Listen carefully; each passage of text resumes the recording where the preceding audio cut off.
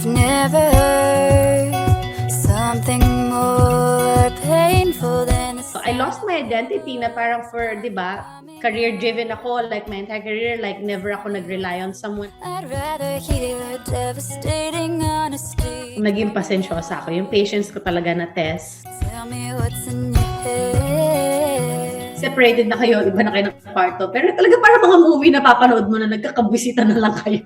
Don't shy away, I wanna hear you. In fairness, ito kay Michelle, ang daming insight. Pag full-time mom ka talaga at wala kang yaya, hindi ka pwede mag-tap out. Ikaw lang mag-isa sa bahay. All the words behind your lips, I've never heard a louder silence. Let it out, just speak.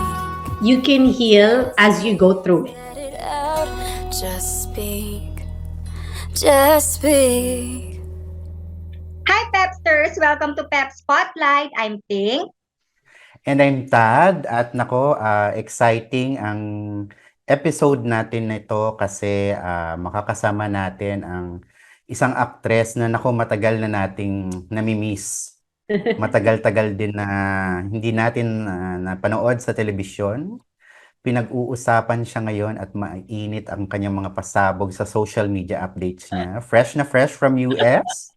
Welcome, Michelle Madrigal. Hi everyone! Welcome to PEP Spotlight. Hello! Thank you for having me. Ang gandang umaga. So yan, kumusta? Can you share with us yung ano yung what's a day in a life? Yeah, so typically I work from home. I do my online coaching like fitness, and then I do my social media. So I can do anything sa bahay. But typically I'll have my daughter. I prepare her for school. I make breakfast for her. I usually drop her off around like 8 to 8:30 in the morning. So araw-araw yung ganon. And then throughout the day, I'll work out, I'll check on my clients, and then pretty much yung work ko na. Sometimes if I have work, kunyari meron ako modeling gig dito, or if I get approved for commercials, then may days na mag-shoot ako. Pero hindi naman siya yung palagi. Yan ang day in a life with me. Iba-iba kasi siya through the day. You still do commercials na like mga showbiz related stuff? Not necessarily acting na here, pero I do have an agency here in the States. So I've shot with Ford before, and then like a fast food chain here. So yes, active pa rin ako. Grabe, Tad, no? Parang ang dami niyang ginagawa. Kasi parang nakikita ko rin sa mga updates mo na you studied real estate and you also launched your own swimwear line. Going to launch my own swimwear line, yes. So it's in ngayon. I have the samples, pero syempre, like it takes time with the production and everything kasi yung manufacturer ko is in Bali. But yes, I'm trying to get my real estate license now because I want to be able to either do apartment locating or sell homes here in Austin. How did you get into that? Parang sobrang busy mo. Parang saan nanggagaling yung energy and yung desires mo na magawing goal yun? Oo. Divorce, charot. Single mom. It's just a different, I mean, kahit naman before, parang nag-artista pa ako, talagang very driven na talaga ako to achieve my goals. And I think yun yung pinaka, I guess, yung good trait na meron ako talaga na kahit saan mo ko ilagay, I will survive. Kasi I was a full-time stay-at-home mom for talagang full-time, wala akong yaya dito. So for the last kasi my daughter's turning 5 next month. So for like 3 years, full-time mom talaga ako. And then I was doing like the modeling on the side, like social media, whatever. Pero full-time talaga, hands-on talaga ako na wala akong naging yaya dito. Doon ko talaga na-appreciate yung pagiging nanay. Kasi, I mean, sa atin, do I want help? Of course. Sino bang hindi gusto ng help? And it's not just with the kids. Like, lahat, like house chores, cooking, cleaning, everything. I did, talagang ginawa ko lahat yon. So, mas ma-appreciate mo yung life na meron tayo back home kasi we get help. And here, ngayon that I'm a single mom, so it's really, yun talaga din yung driving force ko na to work harder for her. May ba yun? Parang adjustment, di ba? Nabanggit mo kanina from showbiz and then from Philippines na parang, 'di ba? And then gaano 'yun kahirap? Was there a struggle? Oh my gosh, super struggle. Yung adjustment period was siguro, I moved here kasi in 2016. So being an actress, tapos I was working in the kitchen at the time because I wasn't planning on staying here naman talaga for a long time because I was just doing my culinary training for a year. And I wanted to siguro parang nagkaroon ako ng quarter life crisis because I started acting at 15. When I moved here, I was 24, 25. So parang ang dating was like, oh, do I still want to act? Parang gusto ko lang ng different environment. So I tried, and I was already in culinary school, so I wanted to do my culinary training, my externship abroad. Para naman iba rin yung knowledge na makukuha mo. So when I moved here, and then dun ko na-meet ko na dito yung ex-husband ko, and then naging, I got pregnant, ganyan-ganyan. So parang I decided na, do I want to raise my child in the Philippines or here? But he was also living here. And, opportunities na rin. So it was a big transition for me. Talagang I had to deal with postpartum depression kasi parang big changes in life. Like in a span of 3 years, I remember I moved to a different city and then I got pregnant. And then a few months after giving birth, namatay yung daddy ko. I lost my dad. So, parang ang daming nangyayari internally na, parang ang hirap mong like, what do I do now? Like a different identity. Pero, I got through it. So I was able to talk to man. One thing that we don't really do in the Philippines is talk to a therapist, and there's nothing wrong with it. If you're dealing with something internally, you have to talk to someone. Syempre, aside from your partner, your family, it's really good for your mental health. So that really helped me a lot, to overcome yung mga, yung parang postpartum depression ko here.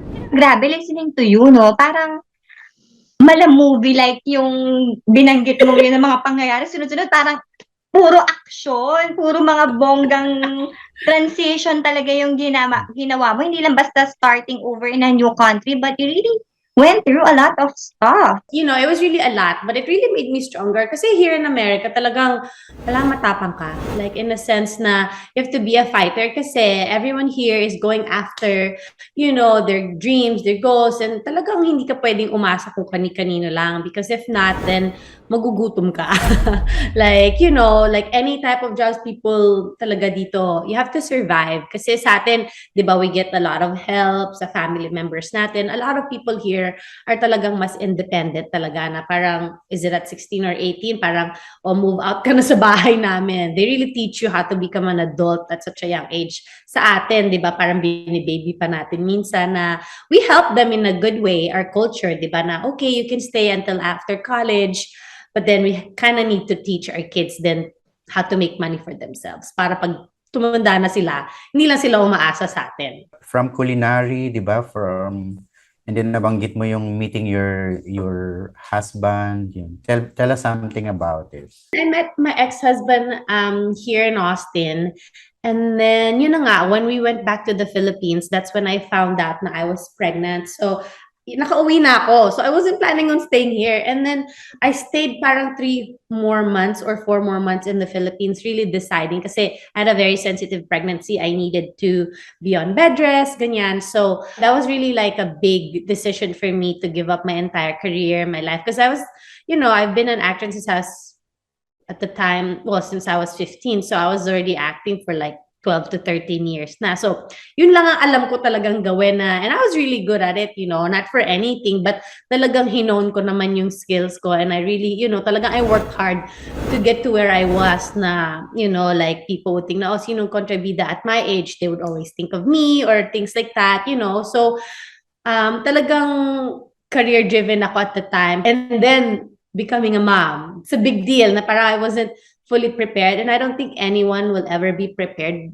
to becoming a parent. Kasi kahit nasabi mo ready ka na or whatever, it's a different story. You're raising a new child, like a child na talagang aalagaan mo yung responsibility that comes with it, right? So, and then I decided to move here. So yun,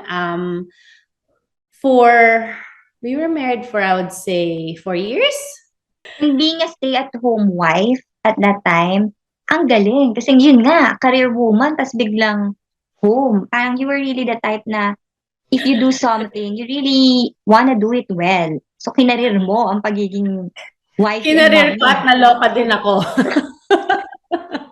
And a lot of women would say that. And I think, siguro, part na rin ng shame yon. Like, as a woman na parang, well, that's your job to take care of your kids. But it's okay to admit.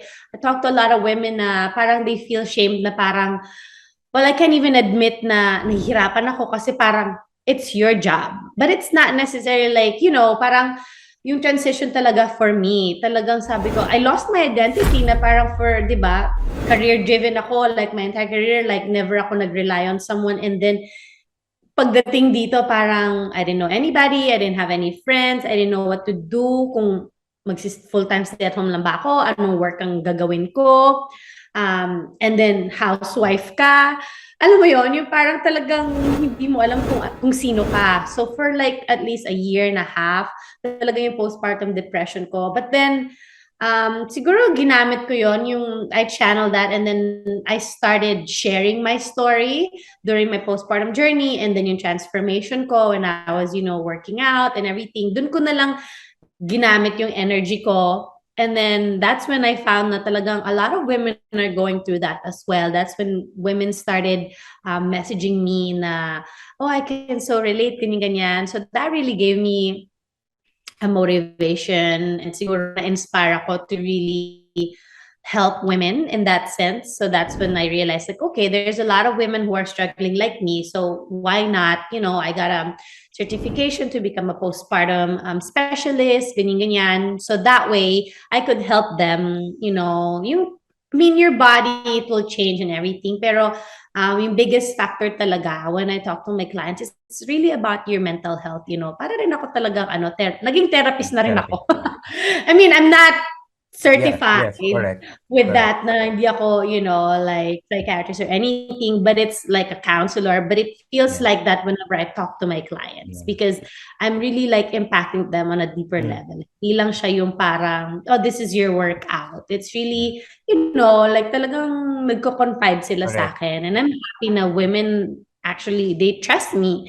Yung mga stories kasi diba minsan it's so hard to be vulnerable. So yun yung naging motivation ko because na-inspired din ako sa maraming women na lumalapit sa akin na, oh, people really need my help, like they need someone to talk to and I could help them because you can only help someone once you've been in that situation. Hindi ka makakatulong. You can't really advise someone on something na hindi mo napagdaanan. I've struggled. I've moved to a different country. I was dealing with grief. I dealt with postpartum depression. And then yung body transformation from, I was 150 pounds after giving birth, and then within like 6 months, and there's no time frame, but within 6 months I was able to transform my body back to like 120 pounds. So it's pretty much yung mga ina-advise ko sa tao or the way like I talk to them is something that I've been through. Hindi siya yung parang nabasa ko lang dito or chismis lang. So I think it's, di ba, parang mas madaling mag-share and mag-advise once talagang napagdaanan mo yung certain situations. So, Grabe, no? Yung parang hindi mo talaga siya pinlan, no? Na ito yung gawin mo. And then, that opportunity, the universe conspire. Di ba? yes, And then, yes. grabe ka. Naniniwala ako sa ganyan.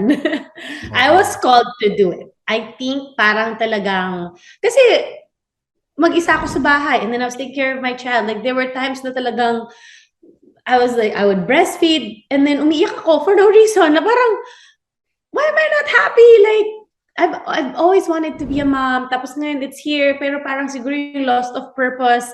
And then that's when I realized na kaya siguro stinart ko siyang i-share. Yung pag-share ko sa social media was just an outlet. Because at the time, I wasn't talking to any therapist. An outlet ko lang na, oh, maybe you're not going through this, maybe you're not, but this is how I'm dealing with it right now. Na why is, parang normal ba to na umiyak ako while breastfeeding my child? Like, no purpose or anything. And then, biglang ang daming nag-reply sa akin and then they share their stories.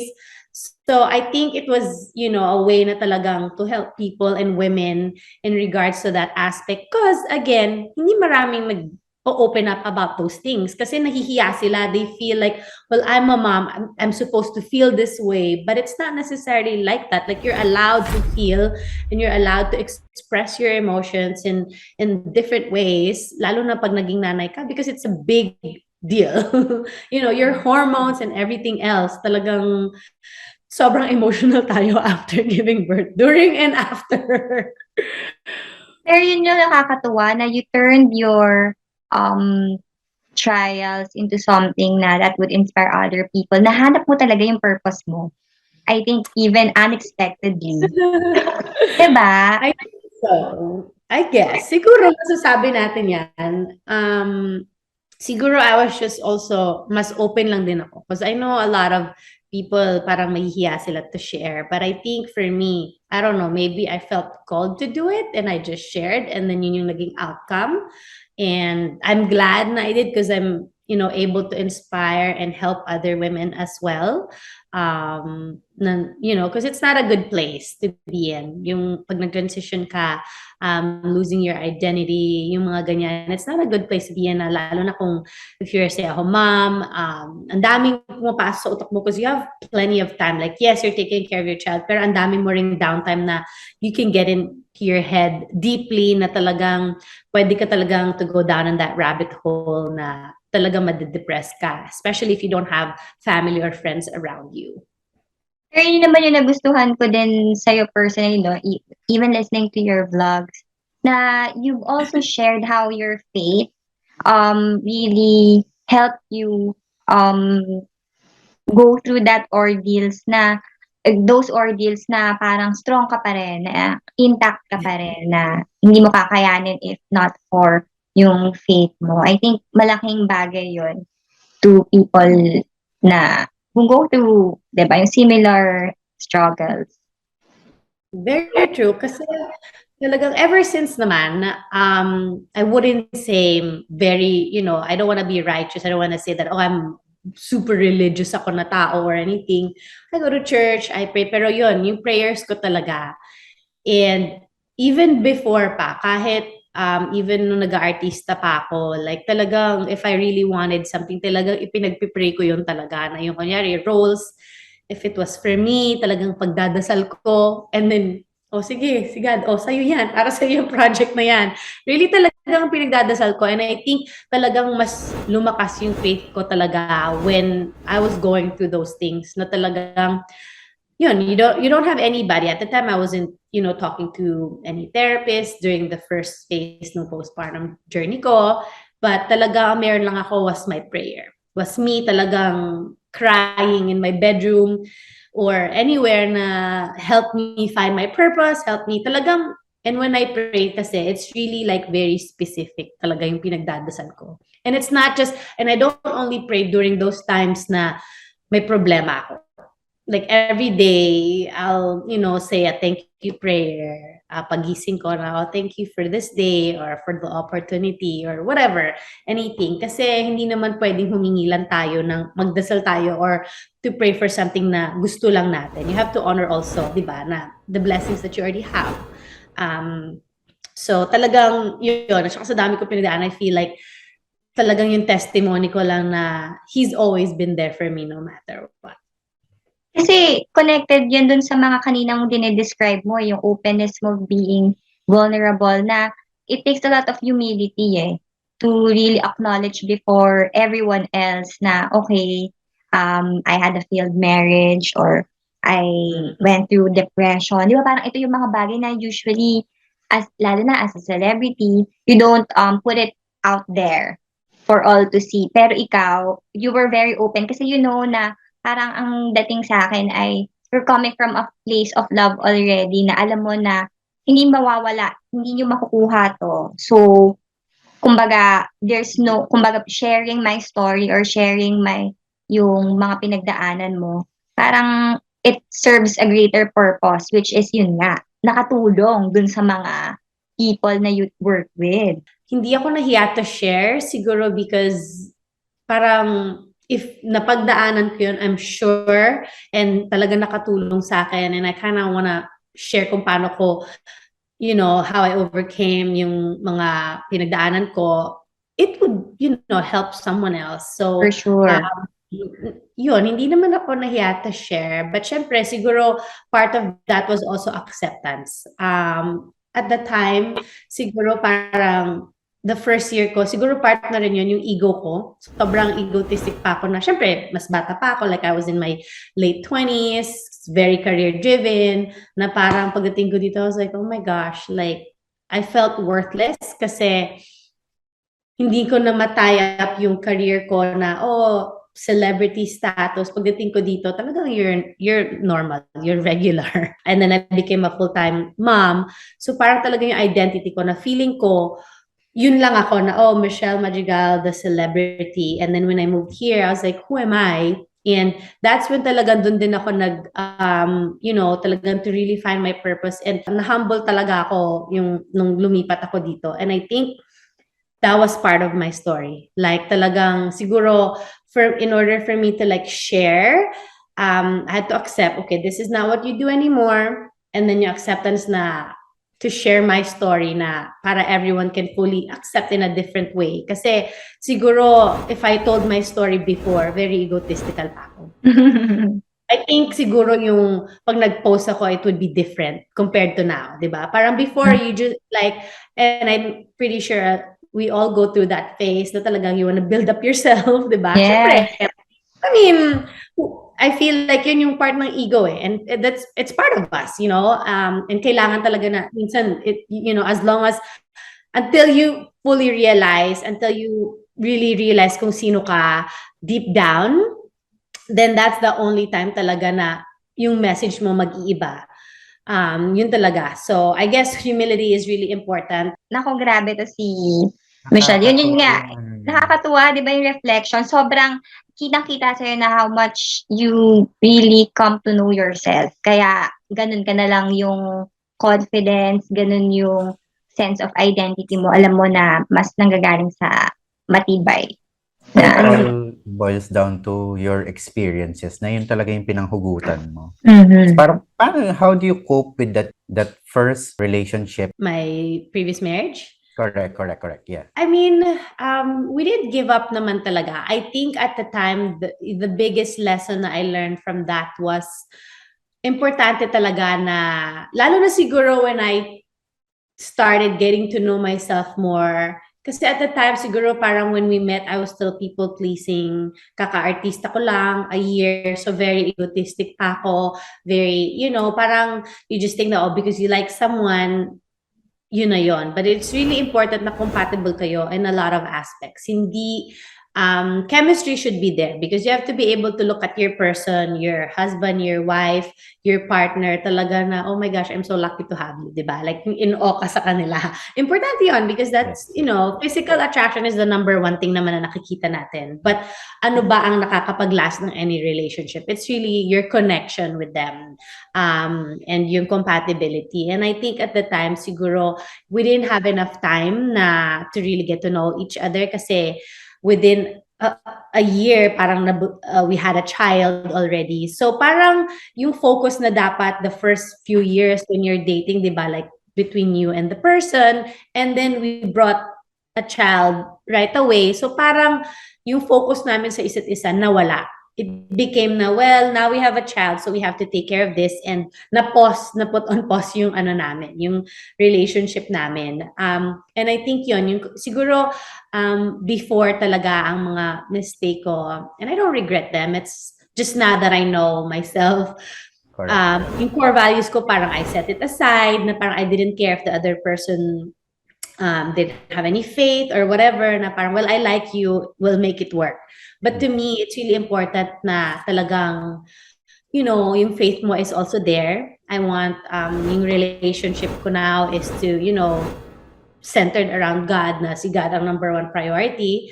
And then, yung morals, I feel like a lot of us siguro minsan nasa sidetrack pagka when you get into a new relationship, di ba? Na parang, no, we'll make it work kasi sa sobrang attracted ka sa tao na parang minsan yung sarili mo, if you don't know yourself, which yun na nga ang nangyari sa akin, if you don't really know yourself, talagang magki-cater ka lang sa kanila because you wanted that relationship so bad. So for me, parang yun yung compatibility, yung core values namin. Syempre lumabas na yun towards na ng like pag sa gitna na nung throughout the marriage, ganyan. And then we tried to fix it naman din. We did go through counseling. Hindi naman kami yung nag-give up lang talaga. But then there were moments na, like talagang I felt talagang like emotionally abused na. And I just knew that it wasn't gonna work anymore. It's not gonna work. It wasn't gonna work out anymore. So, and I always preach, diba, to women, to empower yourself and all of that. And I also always tell my daughter na you have to be strong. You don't let anybody treat you a certain way, ganyan. And parang hipokrita naman ako if I keep saying that and I wasn't doing it for myself. And ako ang number one role model dapat ng anak ko. So, I really, kahit na talagang, at the time, I was really, everything, I was dependent on him. Diba? Kasi stay ako mama ko, so I was like financially everything. And yung fear of a lot of women, yung fear na, what am I gonna do? Wala akong pera, this and that. Like, especially if, someone was taking care of you for that long. And it took a lot for me to even, to submit kasi parang sa akin, like all my life, I've been working for myself, like I didn't need anybody. So parang it was a big deal for me na to actually even move and leave my career and allow someone else to take charge of my life, to, to really take care of me. So yun, and then I finally decided na kesa naman, I didn't want my daughter to grow up in a very toxic home kasi a lot of people, they say you have to stay for your kids. Yes, I see that. Pero kung hindi mo na makita rin naman yung potential, or if the other person, kahit sino, na they're not willing to work on themselves, then there's really no point. Talagang malaking problema yon na both couples should be willing to work on the relationship and as individuals, di ba? Kasi dalawang entity kayo eh. You're combining your life together. You're two different personalities, two different backgrounds. So if one of you is not willing to work out on that, it's never gonna work. So I just, finally, parang I wanted to be that role model for my child. And I wanted her to grow up in, kahit na separated na yung parents niya, two happy homes na, it's not very toxic for her. So that's, that's when we finally ended the relationship. But I mean, we didn't really naman yung one day nagising na lang. Correct. Correct. Kasi Went parang, through- diba? Nag-counseling din naman kami and everything. But yun na nga, it's just, you'll know, if hindi na talaga mag-work Yes, the relationship. yes. And so we just decided na habang maaga pa now, might as well we end it. So yung compatibility lang din talaga. And now that I know more about myself, now that I've really, like what you want, and yung experience na rin yun, I don't regret it because I really learned what I want, what I will put up with. I've learned how to set my boundaries. And now I'm very open. Like when I was, even after that, when I'm dating, I was like, well, these are like my hard no's. If you can't deal with that, sorry ka. And it's not hindi dahil gusto mo magyabang. It's really like once you know your worth and once you've set those boundaries for yourself, your values, your morals, it's so easy to just say no to a lot of people. Hindi ko ginawa yun na mas bata ako. Laging yes lang ako ng yes dati. Okay. Kasi I was just about to say, kasi very important yung sinabi mong boundaries, Michelle. Kasi I remember you posted something about na parang you got into that marriage na not really taking the time to heal that damaged self. Na you were in a place na siguro you didn't really fully embrace who you are. Kaya naging ganun yung choices. And kaya naiintindihan ko na parang it's not as if madali give up sa relationship, di ba? For sure, umiyak ka ng bongga na i-give up ko ba? Naman. to, di I ba? think naman anybody was just like, okay, bye. Like, talagang, oo. Talagang, I would be lying kung sabihin ko na, oh no, it was an easy divorce. Of course, syempre, I don't think, hindi ko naman planano magpakasal para lang mahiwalay. I don't think anyone ever planned na, oh, magpapakasal ako, tapos within a few years na mag-divorce na rin tayo. I don't think that's the goal when you get into a relationship, when you marry someone, but yun na nga, I didn't take time to heal myself from all, mga siguro traumas ko in the past, siguro past relationships, and then I didn't fully know who I was, what I wanted. I think it was a big talagang part of my story now because of that. Talagang I just know what I want to put up with. Really setting those boundaries is really important na talagang kung hard no siya talaga sa'yo, especially yung values no, kung sa umpisa pa lang, like second, third date pa lang, if you're new to dating, second or third date, when you talk to someone, that's why you have to ask all these questions. What do you think about this and that? Huwag ka mahihiya magtanong kasi you don't want to waste your time dating someone na hindi naman kayo compatible.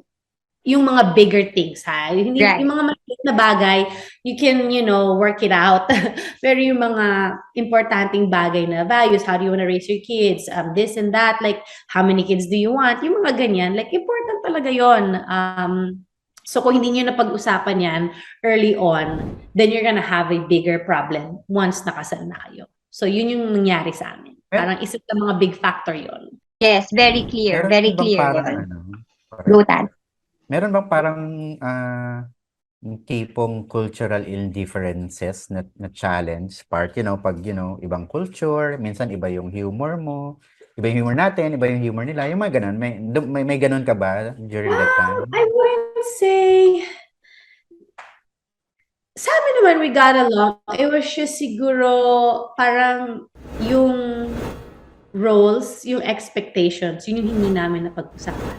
Kasi we already had a kid. Parang sa atin kasi, it's really, siguro like, if pag ikaw yung tatay, padre de pamilya ka talaga, na talagang you will take on pretty much everything, which he did, pero feeling ko he wasn't ready for that as well. Kasi biglaan nga din kami nagka-baby. So, I think malaking bagay din yun para sa lalaki na if you're not ready. I mean, he did it. I became a stay-at-home mom and all of that. Pero parang siguro, he wasn't fully ready in regards to that. Na, oh my gosh, this is such a big responsibility na I'm not only taking care of one, I'm taking care of two. Pag padre pamilya, malaki din talagang stress yun sa lalaki. And we just, I guess in our culture also, we just expect them to, well, ikaw ang tatay, you provide work and then ganyan. But it's really like, I feel like these days, kung para makatipid siguro and to help around the house instead of putting them to daycare right away. Kasi dito ang mahal ng daycare right away. Like if you want to put your kid at 6 months, like parang you would pay $1,000 like $300. Parang magkano sa atin yun ngayon? My gosh! Per month. 6 months. Parang, or mas mahal. Pag mas baby, mas mahal. Kasi when you put them to daycare, pinapalitan silang diaper, parang ganon. So, hindi pa to yung nanny na nasa bahay mo, Pag nag-nanny ka, it's parang instantly kung everyday sila nasa'yo, parang $3,000 a month, parang ganyan. Mahal. So, diba? Mag-nanny na lang tayo dito, Char. Kasi per hour sila, minsan nag-charge. So, imagine mo 6 months pa lang yung baby mo, ay, daycare ko ba? Tapos, parang I was like, no, I'll take care of my child as well. Like, I'll stay home. So, pero yeah, iba ang ano rin dito. Yun. So kung hindi prepared din siguro, sa atin kasi nasanay tayo culture na talagang Filipinos, padre pamilya, ang role talaga is ito talaga magpo-provide. Halos sa lahat na alagaan mo talaga, yung, di ba, sa culture natin gano'n, na alagaan mo talaga yung anak mo, yung asawa mo, ganyan, ikaw talaga yung main provider ng family. So, yung mga ganong expectations siguro, yun yung hindi talaga din namin usapan na big factor siya pag, if you're getting into a relationship. Yun nga kasi parang, di ba kapag nakikipag-boyfriend ka, you don't really think of that stuff yet. Yes. Parang, of course, no, na parang given, ganyan, pero hindi mo talaga siya na yung gravity nung papasukin mo. Hindi mo maisip-isipin mo na, basta Pakit lang tayo kasi. Wapo siya. Pakit lang. Oh my gosh, I'm so in love. Girl, that's when they say like hindi enough ang love. And it sounds weird na when you say it, love is not enough because you'll do everything for love. No, like it's such a big factor na yes, you have to be in love with your partner, but also kung hindi rin kayo talaga compatible, na compatibility is mas importante siya kesa sa chemistry nyo. Like, of course, you want to have chemistry with your partner, pero parang super, parang 20% lang yan ng relationship nyo. Like, 80% of the time, talagang yung compatibility, yung lifestyle nyo together, even, like, spending yung financial nyo and everything, like, pwede kang ma-in-love sa sobrang gwapo or gandang babae, in love kayo, pero kung ang lakas naman gumastos ng partner mo, ikaw, very frugal ka, that could also cause friction in your marriage. Kasi syempre, you're combining na your, di ba? Like, one na kayo eh. Di ba? Maano ka maghihirap ka kung yung partner mo lakas gumastos. Kaya nga. Damang-dama namin yung pinagdaanan mo. Correct. Yung growth mo and maturity mo, grabe. Yung sa ganitong kwento pa lang, nandun pa lang sa isang phase. Alam mo yun? Grabe ka. Parang, ay nako.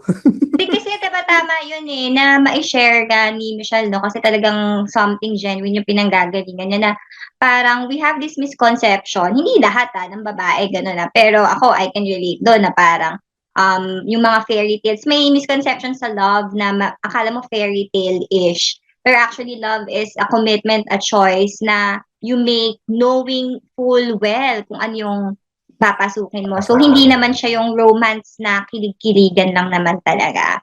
So, I think yun yung naklarong-klaro dun sa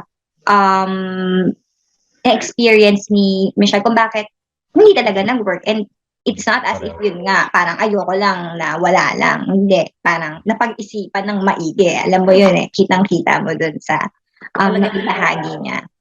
Kailangan talaga pag-isipan. That's why I think, and for some people it works na, they meet right away and they get married, di ba? Kaya nga, pero malalaman mo naman din kasi yun. Yun na nga, depende rin sa couple kung gaano kayo ka-open sa isa't isa. It could, there's a possibility na things will expedite between you and your partner na you've only known for each other for 6 months, a year, pero in that phase, parang kung open kayo and napag-usapan nyo na lahat ng hard conversations, then that's not a problem. Kasi alam mo na, okay, we have the same lifestyle, we're compatible, pareho yung gusto natin, this is the goal, this is what you want for family, then that's totally fine. Pero a lot of people kasi, it takes time to really get to know someone, di ba? Like, that's why yung iba, it takes years before talaga kasal because you have to be careful and be, very selective kung sino yung mapapang-asawa mo in the long run. So yes, and I'm not saying na for me it was really an experience. Hindi naman din namin, I wouldn't say na minadali or anything, but I guess it was just the step that we took because at that time it felt right. Pero siguro yun nga knowing na you took those steps, kaya din siguro parang ang peaceful, even though after the breakup, parang kasi expectation iba pagka usually, di ba, lalo na dito sa showbiz, no, na pagka-breakup, na controversial, magkagalit. Hindi. Kasi nga napag-usapan nila At some point, I wouldn't say magkagalit. It's just, may mga ways ako na parang, you didn't have to. Parang siguro hindi kami, up to this day, parang kami super okay, like nagka-clash pa rin kami. Pero I've learned to really talagang ignore. And because for me, I always have to ask my question, like, okay, if you could confront this person, what's that gonna do to you? Mariresolve ba yung problem? Siyempre, magkahiwalay na kayo eh. It's like, especially now, co-parenting or whatever, like, it took some time for us to get there. Obviously, talaga nung separated kami and everything, talagang very, very toxic siya. Talagang, I remember talaga everyday talagang umiyak ako. And then at some point kasi we were still in the same house. Kasi syempre hindi naman agad-agad you separate, you go different ways. Yeah, yeah. So, like seeing that person, hiwalay na kayo, separated na kayo, iba na kayo ng kwarto. Pero talaga parang mga movie na papanood mo na nagkakabwisita na lang kayo. Hindi ko rin expect na mangyayari sa akin yun. I was like, how do people na parang, because I hear it from other people like, yeah, we've been separated, ganyan-ganyan, but we're still in the same house. I go, how? And then nangyari sa akin, I go, oh, that's how you deal No, with I it. know. Diba? Kasi here also, so our house, like we had to sell it. Hinintay Yes, namin, correct. bago namin renta, ganyan. Kasi different din naman kasi sa US with property division and all of that. So, talagang may moments din talaga na pagising mo, I was like, oh my gosh, ikaw na naman. Irita na. And my mom kasi lives in New Jersey. So, parang I have to fly just to be Malayo. somewhere else. Malayo. And nandito yung anak ko. So, syempre, it was kind of hard. But yes, talagang feeling ko because of this experience, talaga mas naging pasensyosa ako. Yung patience ko talaga na test, yung faith ko talaga na test. And talagang masasabi ko na, yun, parang it's so easy for me to talagang set my boundaries na I'm not going to allow you to talk to me this way. I'm not going to allow anybody to, I'm not going to allow you to ruin my day or anything like that. Talagang nagawa ko na yon. That very emotional kasi rin ako, but now talagang mas nakokontrol ko na siya. And it takes a lot of growth to get there, and it's a constant evolution. Lahat naman tayo kailangan nag-evolve ka, because once you stop growing, then you stop evolving, diba? And it's crazy how they say na you can heal as you go through it. Parang feeling nila na kailangan, parang, because as I was going through it, I was also healing myself during the divorce. Talaga, I was also, but I think talaga na-prepare ko na yung sarili ko, kasi even before pa talaga yung divorce, like in 2020, during the pandemic, talagang dun ako nag-start na healing talaga myself. Talagang dun ako dive into talaga sa personal development. I started reading more of the books.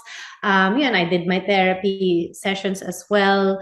And it's really like more on your trauma healing. It doesn't have to be grand, pero yung trauma healing, it could be anything. And importante rin yun in any relationship na papasukin mo, kasi if you meet someone and you have triggers na project nila, yan, away na naman kayo. But it's not necessarily about them. And I think it really, dun ko lang din talaga feeling ko na nag-open up din talaga ako during the divorce. Kasi mas alam ko na bakit ako natitrigger dito sa ex-husband ko. And then, now you know more kung bakit ka natitrigger. And then, you address it to them. And minsan, you can only control what you say, your emotions. But you can't control what other people will say, what they will do. So, isa rin yun talaga sa nakapag talagang push sa akin away, kasi parang I tell him and then talagang constantly ginagawa. So I was like, so dun mo na mapapansin na maybe this is really not the right person for you, because once you've addressed it, dapat mas open sila sa'yo and, and changing their ways or whatever. So, yun, talagang na-heal. Siguro during that phase, I was already healing myself from my past traumas, childhood and whatnot. And then during the divorce, mas alam ko na kung paano i-handle yung sarili ko and how to regulate my emotions at the time. So, siguro I had to acknowledge also yung acceptance na sobra kasing nag-guilty ako na parang I moved, talagang iniwan ko yung career ko. So that was really a big thing for me na I left my career because I really wanted to have a family. And then it felt like a failure kasi, diba, like as a mom, I don't think I've experienced yung ganyan na I don't want to say broken family, separated like parents ko. Broken kasi you're not friends, you're talagang very toxic. I came from a, family na hiwalay din. So I really promised myself na ayoko mangyari sa akin yon. So it felt really like a failure on my end na, oh my gosh, yung anak ko will go through this. So that's why I realized na, you know what, hindi naman kailangan ganun yung outcome. She's still young, and if we could be, friends in the future, if we could manage to have a better relationship as friends or as co-parents, then mas better yun sa kanya. Kasi naman na nasa bahay siya na she sees her parents na always arguing, kasi mas toxic yun para sa bata. And people, and I'm not saying na tama naman yung decision ko or anything, but I feel like a lot of us parents would just stay para lang sa kids. And then when you get older, your kids will ask you, well, why didn't you leave back then, di ba? Ba't hindi kayo naghiwalay na lang? Kasi maririnig ng kids mo yun eh. And I have some friends here na galing din sa divorce yung family nila, and that's one thing that I asked them, how was it like with you? Sabi ko, it was so much better because when I was a teenager, lagi nag-aaway lang yung parents ko, ganito, ganyan. Mas naging toxic sa kanila na what they do is talaga magre-rebel sila or they'll just stay in the room kasi naririnig nila lagi. So little things like that na inisip ko talaga, what's the best route or way para mas maprotektahan ko yung anak ko, like her mental health and all of that. Kasi kids can absorb things. They're very observant. You think na hindi nila alam, but they're very smart. And alam ni Anika if there's something going on in the house at the time. Talaga maririnig mo siya or bigla siyang lalapit sa'yo and she'll just hug you for no reason. So they know.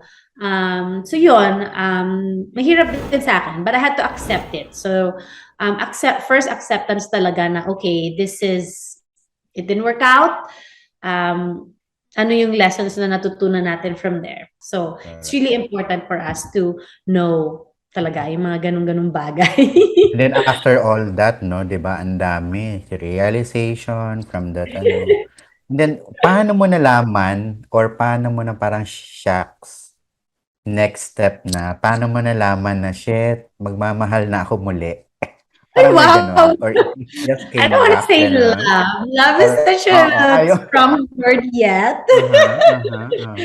But I started, siguro kasi I gave my time din talaga. Like, at some point I was like casually dating, like, I just wanted to see, because like, oh my gosh, I haven't dated in like a long, long time. Tapos, new mom. So I was like, what does it feel like? So yun, casual dates, like, I'll go on coffee dates, yung mga walk lang here in Austin. Hindi naman siya yung talagang very formal, na sobrang wine and dine. I wanted it to be more casual, na parang just getting to know a new friend, di ba?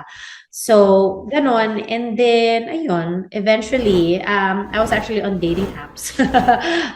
Kasi where do you meet guys? Like, if you're not on dating apps, like, I wasn't partying every night because it's not like I'm a single mom, so I have my responsibilities. So, and here, a lot of the guys, pag gumigibig ako, they're younger. They're like in their late 20s. So, oh my gosh, ayoko naman na sobrang bata. But I also don't want it naman na sobrang older than me then. I want someone na at least yung close to age, pero mature enough, right? Would be open sa concept na wala, I'm a single mom. Kasi syempre big rin yun for guys, di ba? Lalo na yung mga late 20s. I was like, everywhere I go, I was like, oh my gosh, you're so young. And kasi now Austin is such a young city. A lot of people from California, especially Austin, are moving here. So when you go out, talaga mga young professionals. And I was like, oh, I'm a mom. And then, syempre, some are interested. Pero they're like, if you're gonna date, you have to, especially with Anika, hindi ko siya in-expose kahit kanino.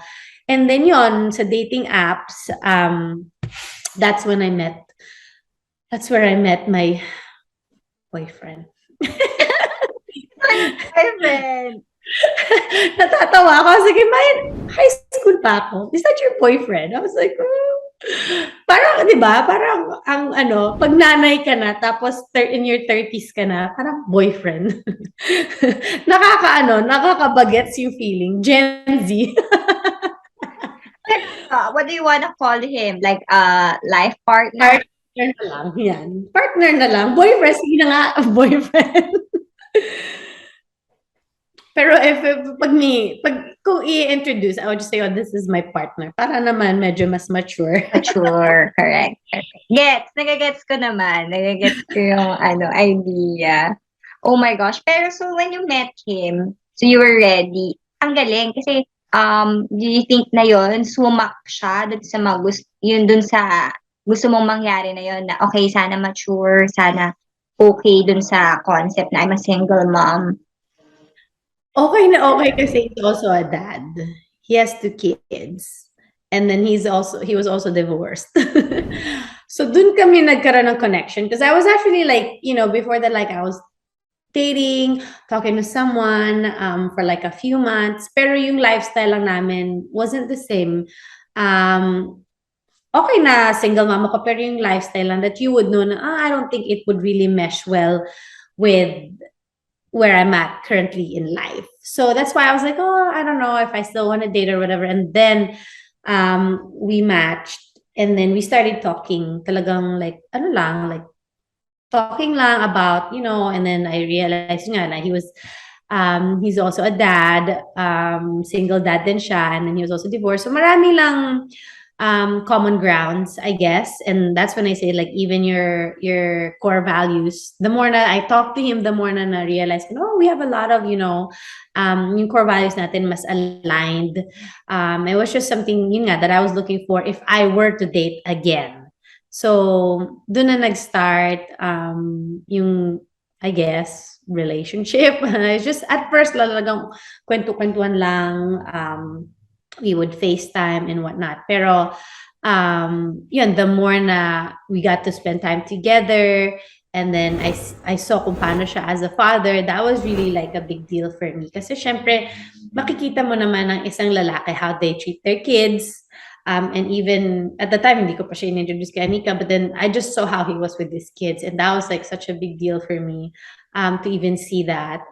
Just yung nga, I guess I prayed for someone like that, na specific na someone who is very gentle, around their kids, good leader. So nakita ko yun sa kanya. And then very kind and very open. Yung big deal talaga sa akin yun. He's very open.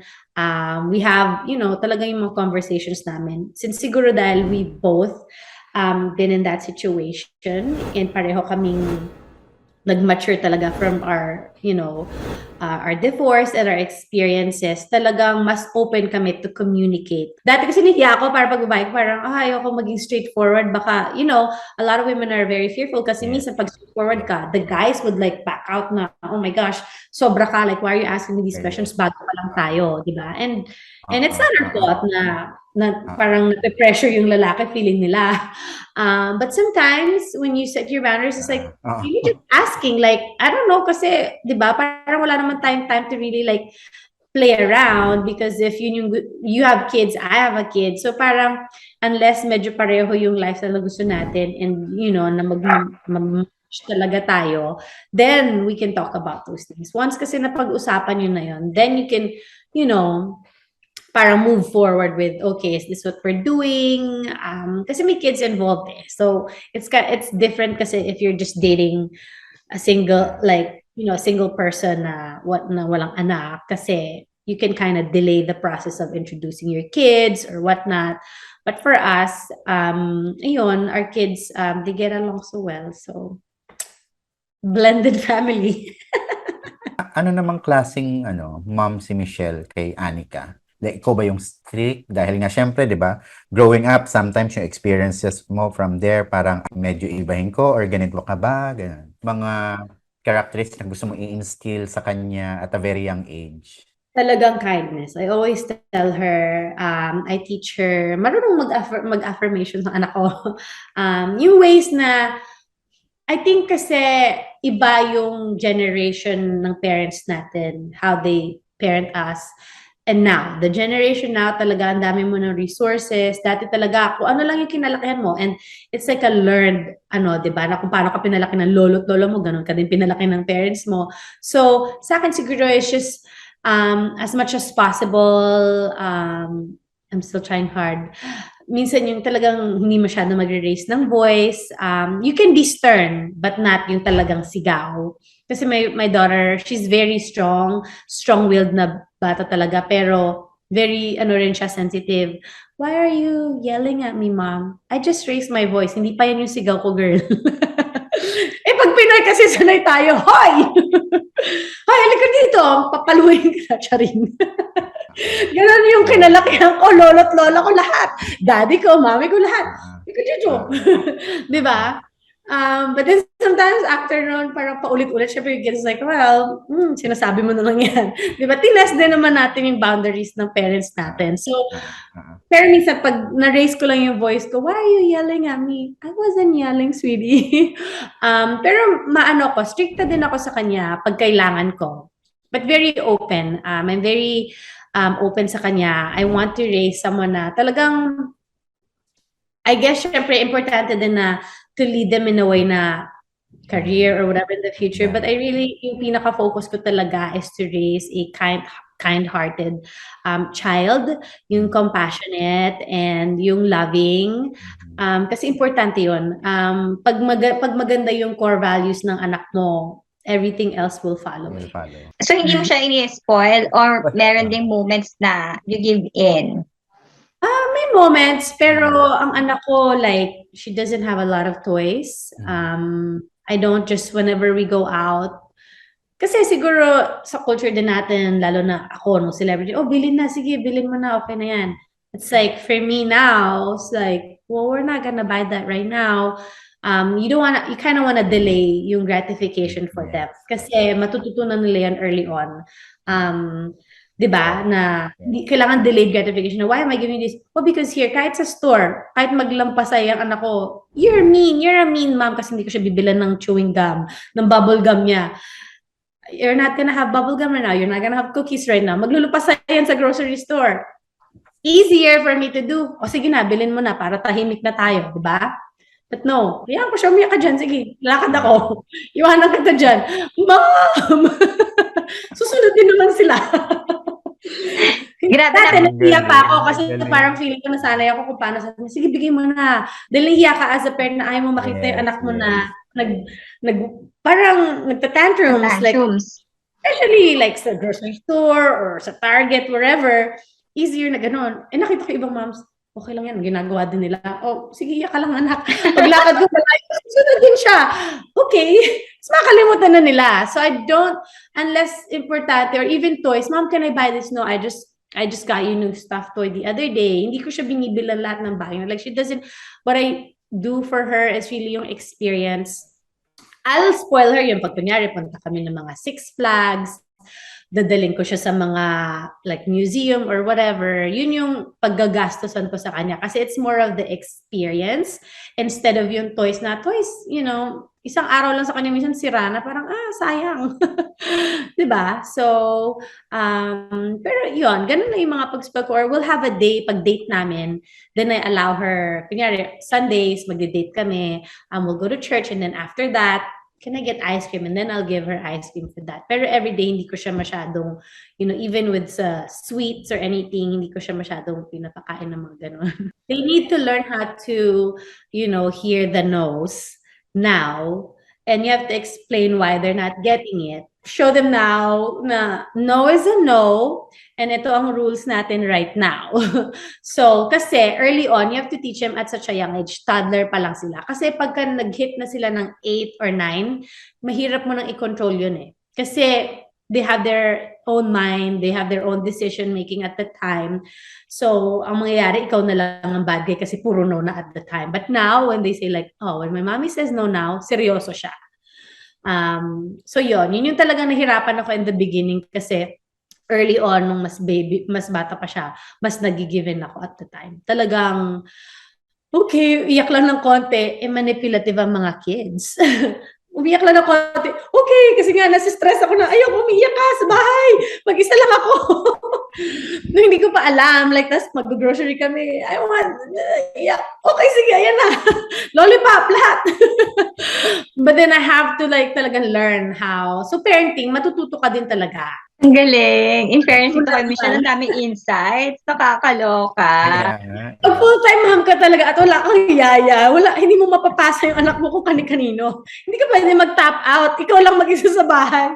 Di ba? Kasi pagka may yaya ka, tatawagin mo lang, di ba? Ate, paano naman? Kahit you just need a break na, ate, pwede bang, bantay mo 1 hour. Punta ka lang dito, whatever. Hindi, dito, walang sa'yo. Ikaw lang.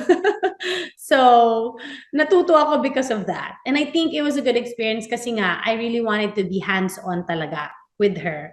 So, na-experience ko yun. Was it easy? No! Oh my gosh, nakakalbo ako sa kanya. Pero, yung experience naman, hindi mo siya mapapalitan. And talagang mas naging better din na mama ko because of that. Kasi talagang natutunan ko, nakilala ko talaga yung anak ko. I raised her talagang gugu-gaga stage, talagang newborn up to ngayon, di ba? So, talagang I really got to know her na talagang yung bond namin is iba din because of that. Ito. So, paano ang sked nyo ni Troy kay Anika? So, we do, palitan kami every other weekend. So, every other weekend and then may weekdays na nasa akin. Sa Anika, may weekdays na nasa kanya. So, talagang co-parent na. Co-parenting. Talaga. Parenting Yes. talaga. Pero ang hardest lang siguro, iba the way he parents. Again, okay ba kami ng core values. So pag bumabalik minsan yung anak ko sa akin, ibang bata to. Kasi syempre shared eh. Right. Kaya nga parang it's better na kung one full week na sa akin lang siya and weekends na lang kayo magpalitan. Kasi yung routine iba. Here by 8:30, hoy matulog ka na. It's bedtime. But mom, I'm still watching. Papatayin ko yung TV. I don't care kung umiyak ka. It's 8:30, go to bed. Kasi hindi naman siya matutulog right away. You will take her at least 20 to 30 minutes. So by 9, dapat tulog ka na kasi you need to wake up by 6, get you ready, para hindi nagmamadali. Di ba? So, may routine. I think may routine din naman siya, pero I don't ask kasi, you know, minsan for guys, well, this is my house, my rules, kind of thing. But then, yun yung part din na dapat pag co-parents ko, you have to talk about now, what time does she need to go to bed? What time does she wake up? What this and that? So, it takes a lot of maturity to get there, to even have that type of conversation with your ex-husband or your ex-wife, di ba? Kasi for the most part, sunduin ko na lang. So, minsan, nandun pa kami sa transition na pagbabalik siya, she'll be a different kid kasi i-explain sa akin, but my daddy lets me. But sweetie, you're not in your dad's house. You're in my house. So, yung confusion for her and she'll test you, well, he lets me. Again, his house, my house. So, I think she's still adjusting to that na, pag kay mommy, pwede dito. Pag sa bahay ng daddy ko, pwede to. So, yun. Pero minsan, parang ako yung bad guy kasi I always say no. Ganyan siya sa akin, you're mean, mommy. You're a mean, mommy. You always say no to me. Ay, ako na naman yung bad guy. Pero sige, okay. Okay lang. Pero ako na kahit yung dun sa co-parenting, no? Kahit dun sa co-parenting, you'll see the two different characters and personalities, no? That you want to ano. So, I kind of figure out then how you want. Ito siya. So, yun yung challenge you see. Yun. Ang biggest challenge is to really have that open conversation with your ex-spouse. Kasi, especially kung big deal na iba talaga yung kids around you. I mean, Anika is minor lang na she'll just try, you know, if she can get away with it. Hindi pa naman siya yung malaking change na, oh my gosh, ibang bata kapag nasa akin ka or pag nasa kanya ka. But yun yung mga hard conversation that you need to have pag nagko-co-parent na kayo. Kaya nga, kahit nahiwalay na kayo, may relationship pa rin. Kasi you have a child, you have a kid together, and the best way to do that is to really, you know, have a mature conversation about it. Because if not, magsasuffer kayo as parents or yung anak. Kaya it's good na you're so aligned, like with yourself. Kasi, I mean, even at this age, kahit hindi pa niya maintindihan nga ngayon yan, later on, pagka nag-turn na, makikita niya na, okay, alam ng, eto pala yun, makikita niya yung value nung binigay mo siya. That's why kailangan din consistent ka at such a young age para pag lumalaki sila, nakita na nila. Hindi siya yung parang, ba't biglang ganito, di ba? Kasi kids, they really thrive off consistency. Kailangan paulit-ulit. Hindi pwedeng, yes ka na, biglang tomorrow, no ka. Diba siya, kahapon okay tayo, but ngayon, no naman. Confused sila, especially at this age. So, you just have to have that consistency with them. Kailangan nila ng structure at this early on. Ayan. So, Tag, eto na, no, sa dami ng mga insights na natutunan natin kay Michelle, it's now time for our PEP Challenge! The PEP Challenge! Guilty or not guilty? Okay, Guilty so or not guilty? Okay, go. Number 1, Google yourself. Guilty. Ano ang nakita mo na-discover mo nung nag-Google ka? Wala, Michelle Nakita Madrigal. mo. Tapos kung sino yung dinidate ko ang laging lumalabas. Buiset. Yeah, curious talaga yung mga marites, no? Talagang gusto Ay, malaman. bakit naman ganyan? Tama naman ba? Tama naman yung nakita mo? Or hindi naman fake? Well, hindi ko na maalala kung ano yun. Pero may mga iba na hindi naman nila alam. Like, syempre, pang clickbait, mga ganyan. So, dati sobrang affected ako sa ganyan. Now, I'm just like, nainis pa rin ako kasi parang, well, wrong information. But then, what can you do? You know, it's like, media, minsan they'll add, you know, Yeah. hindi pa na narinig yung side mo.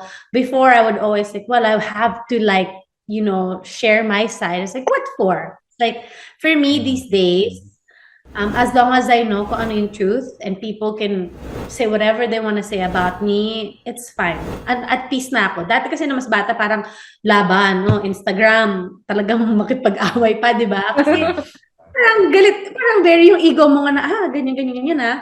But now, like, that I know who I am, it's like, you can say whatever you want to say, maybe true, maybe not, I don't care anymore. It's like, it doesn't affect my daily life. May nag-Google ka ba na mga parang mga throwback? Or meron ka bang na-surprise ka na throwback about yung mga works mo before? Ano yung mga favorite mo kung may nakita ka man? Usually, lumalabas naman yung mga iba kong shows, which I'm very proud of. So, wala naman ako parang mga regrets. It's just like, yung pagdating lang sa dating, may mga... Yun lang talaga. So, may mga ganyan. Or minsan, ganyan. Hindi ko naman ex yun. Sabi ko, love team lang kami, ex na kaagad. May mga ganyan. Na para, it's whatever. Mga ganong weird stuff lang naman. Pero the shows, they're accurate and everything. So, yeah, I look it up. Follow up ko doon, may na-miss ka ba na ano mga na-miss mo sa celebrity life or yung mga most favorite mo na project na nagawa mo? Honestly, the actual like celebrity life itself, hindi naman talaga yun yung sobrang na-miss ko. I think for me, it's the craft. Like right now, nami-miss ko na if I go back, I wanna act talaga. Kasi yung di ba, like, I was portraying different roles. So yun talaga yun. Yung feeling ko kaya never ko rin na-experience siguro yung depression, anxiety, nung nandyan ako. Kasi I was able to express myself. So whatever I was going through internally, nagagamit ko siya sa mga eksena. So, di ba, sa atin, number one, mga iyakan scenes. So, pag-uwi mo sa bahay, girl, wala ka nang iiyak, naiyak mo na buong araw sa show.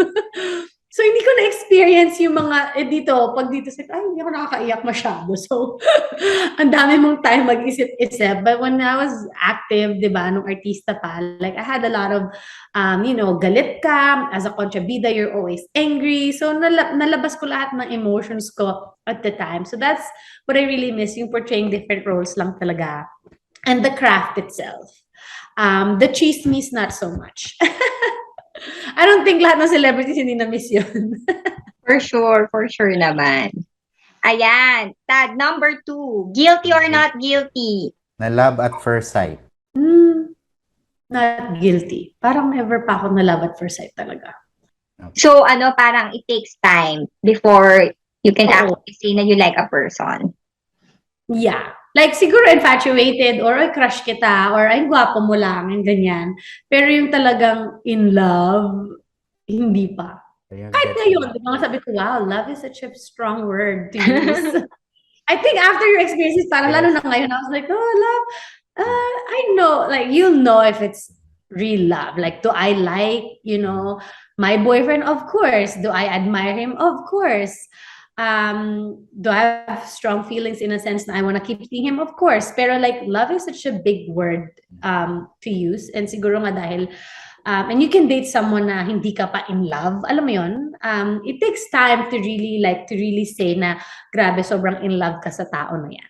Because you have to kind of get to know who they are on a deeper level before you can really say na sobrang in love ka. Kasi na kung yung face lang, physical attraction lang yan. Infatuation lang yan. Yes, totoo. Sila kilala. Like, you really love someone pagkakilala mo na sila sa core being nila of how they are as a person, of who they truly are. That's what love means. So, hindi na siya yung pangpabebe. Grabe, Totoo. mature na talaga si Agree, Michelle. Tad, no? Agree na tayo dyan. Agree. Okay, Different number person. 3. Stop talking to a person very close to you. Guilty. Siguro at some point in life, pag medyo, hindi tayo mag-name names, na parang at some point, pag medyo toxic sila sa'yo, you kind of need to distance yourself. At saka kasi ang friendship, any type of relationship, friendship, family, like intimate relationships, like talagang may point na you have to step back. Kung hindi na talaga kayo magkasundo minsan, you have to like really stop talking to them. And mas nangyayari to feeling ko sa friendships. Kasi minsan kahit na matagal na kayo magkaibigan, we grow. Nandyan yung growth. Minsan may mga friends ka na yung gusto nilang gawin is hindi mo na gusto. Like, they still wanna party, they wanna do this. Ikaw, you're going through a different journey. So, nangyari yan, like with friends na sobrang close kayo dati, feeling mo yung mga grade school, high school friends mo na hanggang sa pagtanda mo sila lahat. But, yun, like life happens na talagang feeling ko pag tanda mo, 3 na lang yung talagang core friends mo eh. 'Di ba? Yung talagang yung aligned sa dreams mo kasi minsan yung mga friends mo may mga bad influence na they don't wanna see you succeed so they'll always invite you, pull you down na, oh, well, bukas ka na mag-aral, bukas na tayo ganito, ganyan. Because they want the fun now. So, syempre, as a friend, parang nandyan ka na, o sige na nga, you'll do this with them, nape-pressure ka. But then, yun, kung hindi na kayo parehas ng lifestyle, ng goals in life, talagang mangyayari yun. I'm sure nangyari sa ating lahat yan na at some point na may mga friends ka, family members, whoever na sobrang close ka before, now hindi mo na sila masyado nakakausap.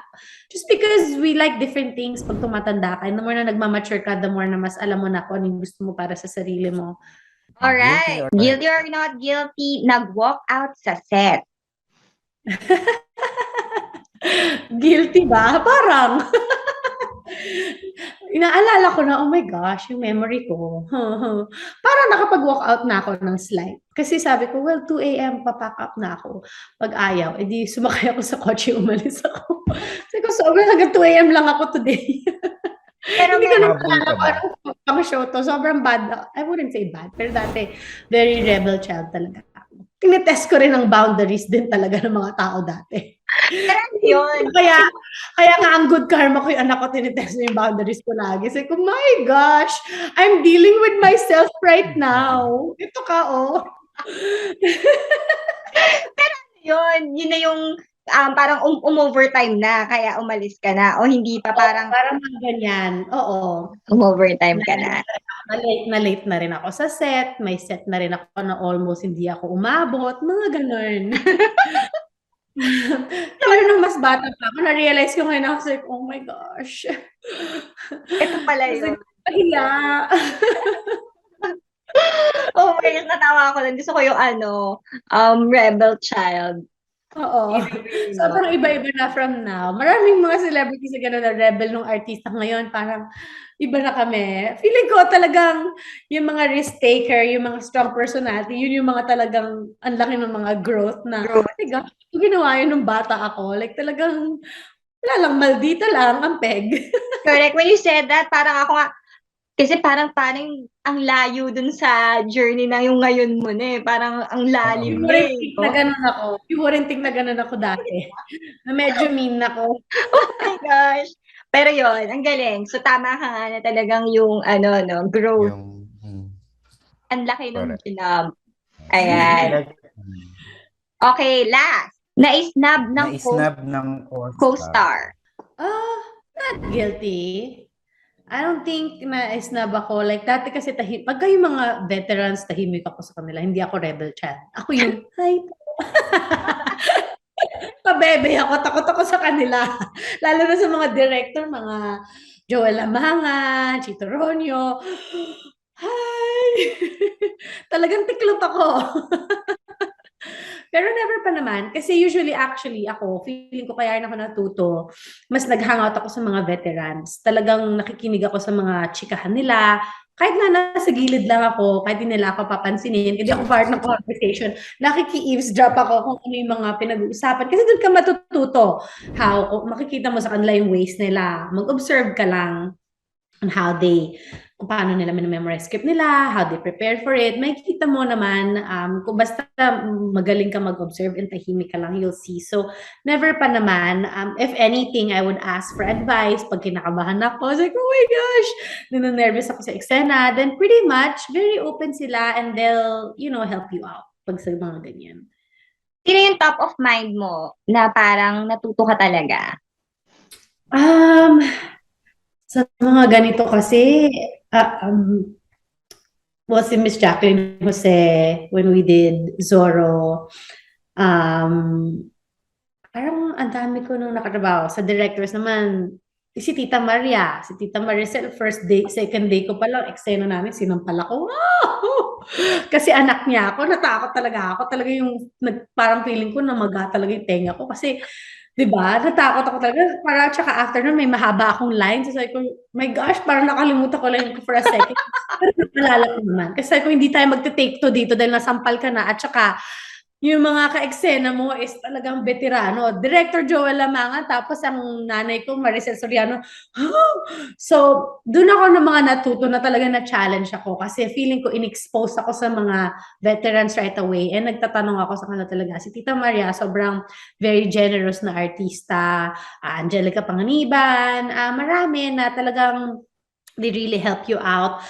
Nung isa naman sa show, yung kami ni Carla Abellana, yung kung aagawin mo ang langit, like we really give and take din siya. You really ask kung ano bang gusto natin sa eksena na to. So, depende rin talaga yung may mga ka-age ako, meron yung mas older sa akin. So, every celebrities naman na nakatrabaho mo, you have to learn something from them. Kasi iba-iba rin naman ang attack nila. Pero yan, yung mga veteran, Tita Maria talaga, tsaka sobrang bait kasi off-screen talagang machika, sobrang, anak, dito ko sa tabi ko, talagang gusto niya lagi siyang may kasama sa set niya. Anak ko, halika, may baon ako, kumain ka dyan. Parang very nanay talaga. So, yun yung magandang experience din naman sa showbiz world. Grabe! Ang laman ng episode na to.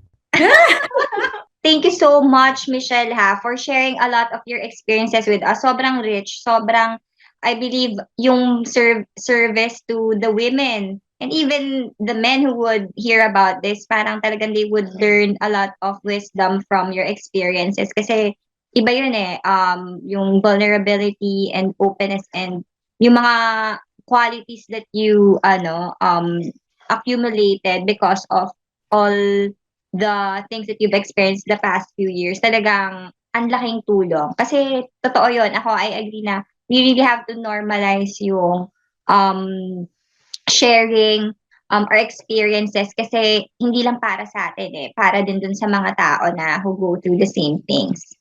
Yun. So thank you. Thank you. Thank you so much for having me. Thank you so much. And of course, this is your chance also to share with Pepsters kung ano yung mga gusto mong saan kanila aabangan sa ang social media platforms and ano pa yung mga excited ka na ilo-launch mo kasi kung sa US din or na makakapanood nito, yon. Yes! All right, so thank you guys for having me. I will be launching my swimwear line hopefully this year kasi with production and everything. Pero yes, swimwear line hopefully by end of this year, and then same, you can find me on my YouTube channel and then social media, Instagram, Mich_Madrigal. I don't really tweet as much, but yung Instagram ko lang is, I'm always there. But yeah, and my YouTube channel. So that's it. Wala naman akong shows. We'll be looking forward for the yung mga swimsuit mo. So, yay. Yes, thank you. I will post like namin slowly pagka merong kasi I always find na, well, everyone's always asking in Morena ganyan and like where I get my swimsuits, and I was like, well, I've always wanted to have my own swimwear line kasi, di ba, like we live in the Philippines, island girls Okay. tayo. So, gusto kong i-promote yan, di ba? Like, morena skin and everything. Ang galing mo nga eh. Talagang proud Pinay na, alam mo yon sa skin color and grabe, di ba, Morena? The evolution of Michelle Madrigal. Thanks for your time. Thanks for your time. So, Pepsters, you can all, syempre follow us on all our social media accounts on pep.ph, and for more updates, news sa lifestyle, non-celebrity stories, we have that on pep.ph. And ayun, thank you once again. We have Thank you. Michelle Madrigal for PEP Spotlight. Thank you.